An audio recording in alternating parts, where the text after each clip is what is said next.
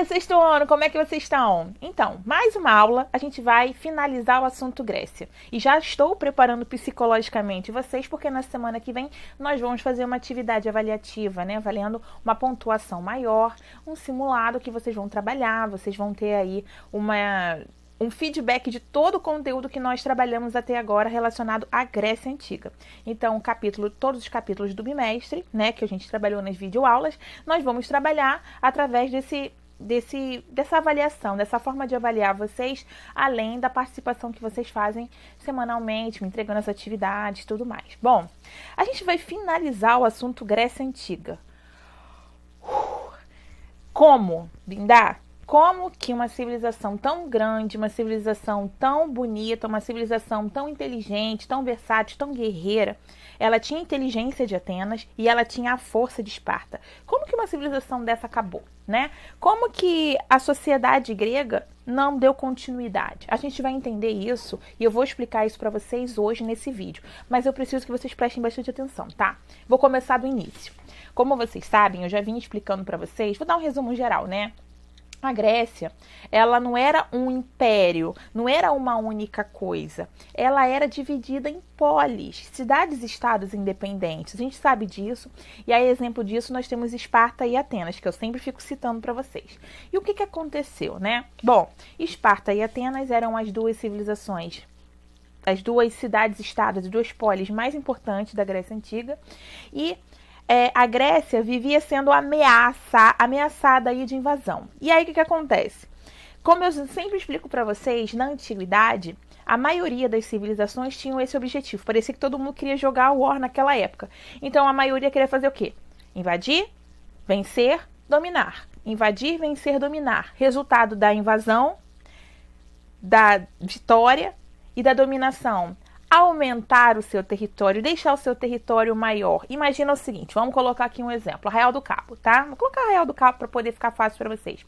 Vamos supor que aqui é a polis Atenas. Não é uma polis tão grande, tá? Tem Monte Alto, tem Figueira, mas em si é uma cidade pequena.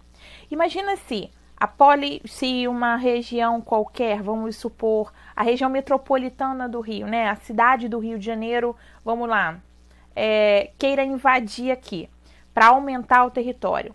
Eles vão vir, vão brigar, vão lutar e, se ganharem, vão conseguir anexar o território de Arraial do Cabo ao território deles. E vai se tornar Arraial do Cabo uma dependência dessa civilização que venceu. Então, naquela época, na antiguidade, isso era muito comum, gente. As pessoas, os homens, se tornavam guerreiros, guerreavam, lutavam e, se vencessem, conseguiam conquistar aquele território para eles. Não existia o diálogo, a diplomacia, o contrato, a compra, a venda de territórios, né? Não acontecia dessa maneira. A coisa era no muque, no braço, né? Na guerra. Então, o que aconteceu? Vou explicar para vocês bem direitinho, bem pausado. Vamos começar, então, com as guerras médicas. Vocês podem também chamar essa guerra, além de guerras médicas, né? Ai, mas Bindá, todo mundo era o quê? Médico para lutar nessa guerra? Não tinha nada a ver com médicos.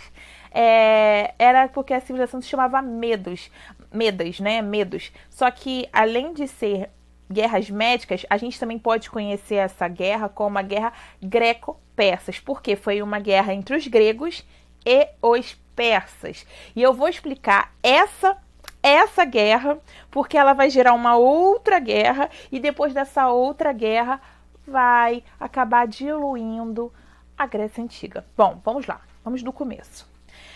A civilização persa, que nós já estudamos aqui, ó, há um tempo atrás, eles queriam invadir o território grego, que a gente sabe que não era uma unidade política, era dividido em quê? Polis independentes, beleza? Só que o que aconteceu? Dario I, lembra? Dario I, já contei essa história. Quem tiver dúvida, vai no canal da escola, no YouTube. Tem um vídeo específico que eu falo sobre os persas. Vocês podem dar uma olhada, dar um feedback, que eu faço um vídeo bem longo, explicativo sobre os persas. Mas não tem necessidade de vocês se aprofundarem tanto na cultura persa. É só entender como que foi a contribuição dos persas para elevar a Atenas, depois cair Atenas. Bom, enfim, vou explicar para vocês.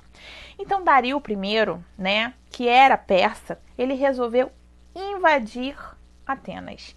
Na verdade, ele resolveu invadir o território grego de uma forma geral, as pólios gregas.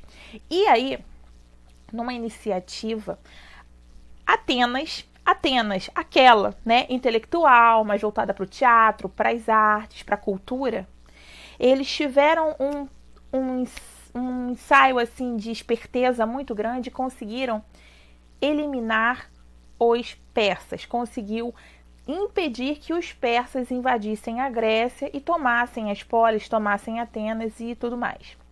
O que aconteceu?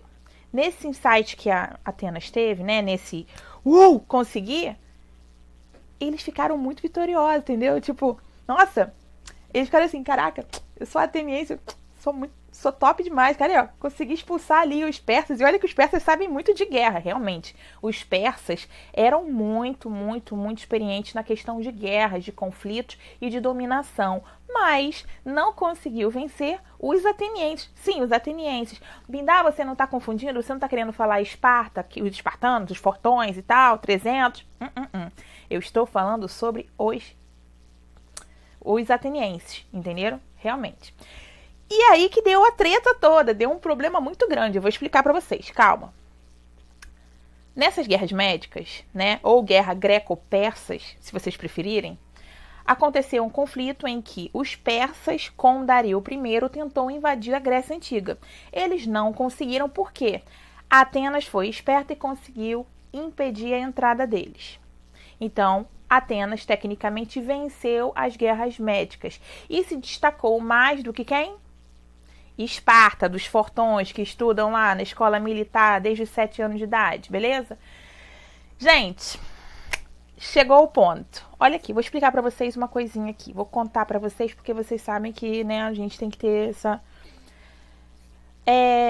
Pessoas são pessoas independente do século em que vivem. Pessoas são pessoas e têm todos esses instintos humanos desde que o mundo existe. Quando você vê alguém que nunca foi bom em um determinado assunto se destacar e você que é bom naquele determinado assunto ficar ali em segundo plano, porque não foi você, foi o outro, você fica enciumado, certo? Então os espartanos ficaram, ó, com dor de cotovelo, ficaram assim, como é que eu posso explicar? Eles ficaram enciumados, eles ficaram despeitados. Despeito é você querer ter aquilo que o outro conseguiu, entendeu? Ficaram com uma invejinha não legal, uma vibe não boa, entendeu? Entendeu, né? É o jeito que eu explico assim. Bom, e aí, nessa iniciativa, nessa ideia, o que aconteceu? Esparta acabou provocando outras polis, não tão importantes quanto ela, é claro, a começarem a ter um tratamento hostil para Atenas, porque Atenas estava o quê? Se achando, estava ali, né? A Atenas estava vivendo o seu século de ouro, sua glória, estava vivendo o seu momento de esplendor. Inclusive, esse momento de esplendor foi um momento em que era governado por Péricles, tá? Que foi muito importante pela constituição ali da democracia. Depois dei uma olhadinha no livro. Fiquem atentos. Mas o que eu quero que vocês entendam é que Atenas ter vencido as guerras médicas contra os persas provocou em Esparta muito ciúme. Eles ficaram assim, como assim? Atenas? Mas ela não é das artes lá, né, de humanas, né, toda na vibe de só paz, mente sem corpo sangue. Como que ela se atreveu a ser mais guerreira do que a gente? Não pode. E aí, por esse ciúme, por esse fator, né, espartanos começam a se unir com outras polis contra Atenas, porque ficou enciumado pelo destaque que Atenas teve naquele período, beleza? Então, nós estamos aí falando da Liga do Peloponeso, que é aquela galerinha ali que se une, que faz aquelas, né, aqueles amigos ali, que começam ali aquele clima, aquela intensidade, aquela ideia de vamos começar a tratar Atenas de forma hostil. Não vamos dar muita confiança para Atenas, porque Atenas, né, agora, ela está se achando. E Atenas realmente estava num momento de esplendor, né? Então ela estava realmente se achando. Só que Atenas também começou a se aliar a outras polis que também não eram tão chegadas em Esparta. E aí começa a Liga de Delos. E aí nós vamos para o segundo conflito, que vai levar aí a derrocada, ao fim da Grécia Antiga. Bom, vamos lá, galera. A gente sabe que existe competição, né? A gente vive num mundo competitivo. E naquela época as pessoas também eram competitivas, ou seja, os instintos das pessoas não mudam através do tempo. O que muda é a forma de inteligência, o que muda é a tecnologia, mas os instintos, as coisas mais animalescas do ser humano continuam. E houve um conflito entre a Liga do Peloponeso, que era encabeçada por Esparta, contra a Liga de Delos, que era encabeçada por Atenas. Então, Esparta e Atenas, aquela nuvenzinha, imagina aquela nuvenzinha aqui assim, ó, voando pontapé, chute, enfim. Nessa guerra, chamada Guerra do Peloponeso, quem venceu? Esparta. Exatamente, gente. Quando Esparta vence o conflito, todos saem muito enfraquecidos, principalmente Esparta, porque Esparta era muito boa em guerrear. Isso daí a gente não tem a menor dúvida. Só que ela não era tão apta na questão política para liderar as polis gregas todas, como Atenas vinha fazendo.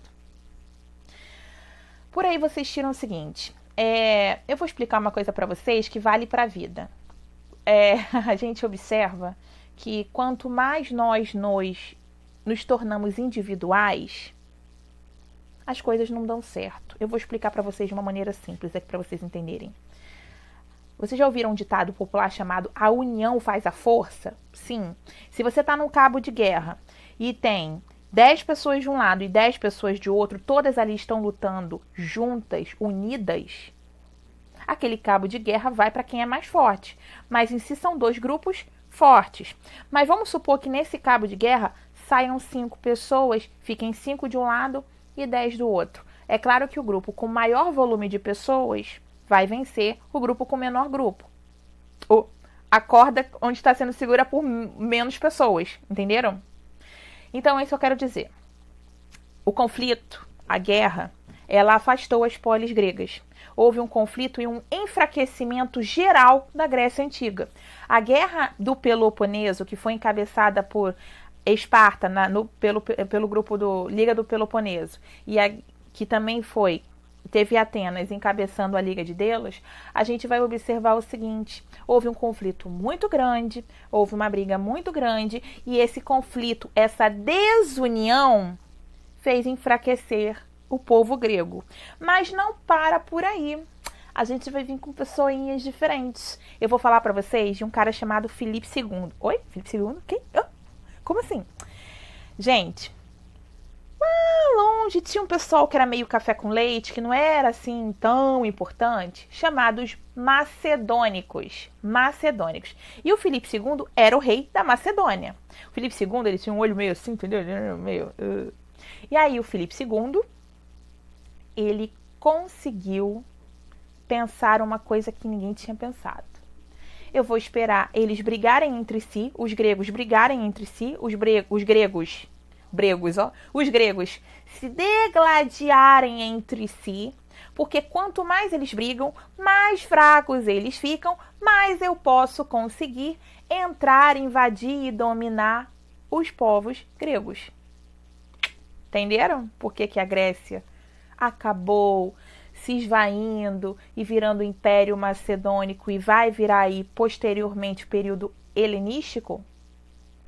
Foi assim, gente. Foi simples assim. Então eu vou dar um feedback, vou dar um resumão para vocês entenderem tudo, para ver se não ficou nada assim meio solto, meio perdido, tá? Começa então com as guerras médicas, em que Atenas briga e consegue vencer os persas, beleza?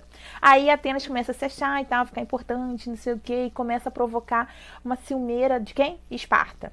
Aí tem um novo conflito entre Peloponeso e Delos, ou seja, entre Esparta e Atenas. Quem vence?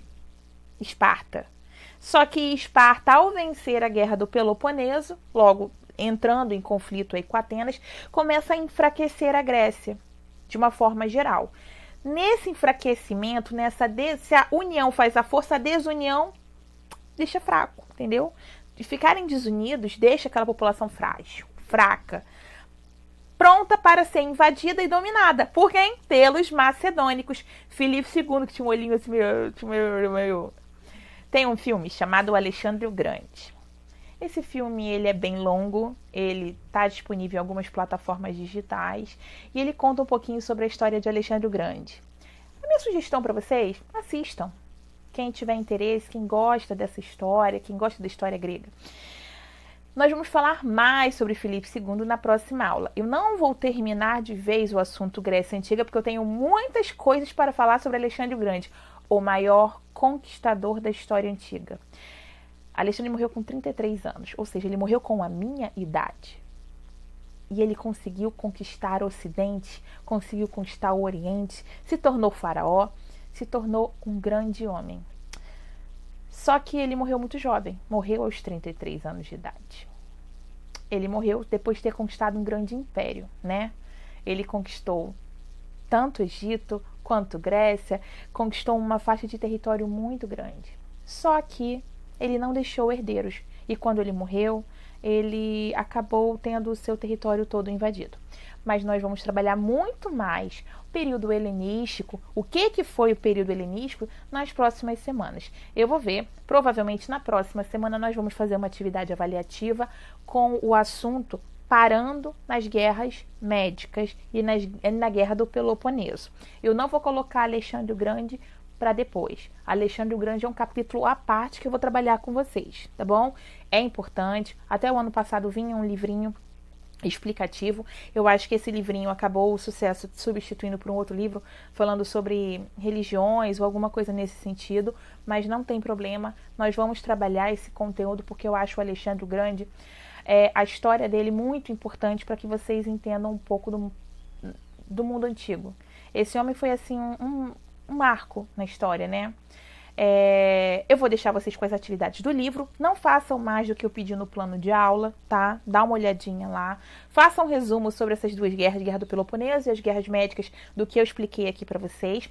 A gente se vê na próxima semana com uma atividade avaliativa. Vocês vão poder estudar durante a semana, olhar os vídeos que eu fiz antes. O assunto vai ser só a Grécia.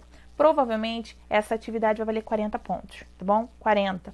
Eu vou ver se vale 40 ou 50 pontos. Vai ser nos moldes daquela outra atividade que eu passei para vocês anteriormente. Já vamos preparando, vamos estudando, que na próxima semana nós vamos fazer direitinho, tá bom? Eu vou ficando por aqui. Eu vou deixar um beijo para vocês. Até a próxima aula. E eu tô morrendo de saudade.